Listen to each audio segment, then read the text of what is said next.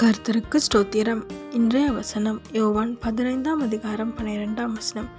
நான் உங்களில் அன்பாய் இருக்கிறது போல நீங்களும் ஒருவரில் ஒருவர் அன்பாய் இருக்க வேண்டும் என்பதே என்னுடைய கற்பனையாய் இருக்கிறது. யோவான் 15:12.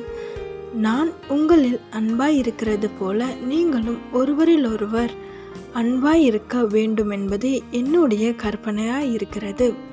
இங்கே வசனம் ரொம்ப அழகாக சொல்லுது. ஏசப்பா நம்ம மேலே எப்படி அன்பாக இருக்கிறாரோ அது போல் நம்மளை சுற்றிலும் இருக்கிற மனுஷங்க மேலே அன்பாக இருக்கணுமா. ஆமீன்.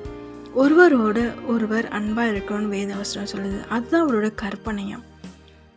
ஆமீன். ஏசப்பா நம்ம மேலே எப்படி அன்பாக இருக்கிறாரு, நம்மளுக்கு உதவி செய்கிறாரு, நம்மளை பிளஸ் பண்ணுறாரு, ஆசீர்வதிக்கிறாரு. நம்ம காயப்படுற மாதிரி எதுவுமே செய்ய மாட்டார். நம்ம தப்பு பண்ணிட்டா நம்மளை மன்னிக்கிறாரு. இன்னும் நிறைய சொல்லலாம் அவர் நம்மக்கிட்ட இருக்கிற விதம். இப்போது நம்ம அந்த மாதிரி தான் மனுஷங்கக்கிட்ட இருக்கணும்னு சொல்கிறாரு. சகோதரர்கிட்ட இருங்க, உங்களை சுற்றிலும் இருக்கிற மனுஷங்கக்கிட்ட அன்பாக இருங்க, உதவி பண்ணுங்க, நேசிங்க, மன்னிச்சிடுங்க. இன்னும் யாரையாவது மன்னிக்காமல் இருக்கீங்களா? இல்லை உங்களை மன்னிக்கவே மாட்டேன், மன்னிச்சிடுங்க. அன்பாக இருங்க, சமாதானமாக இருங்க.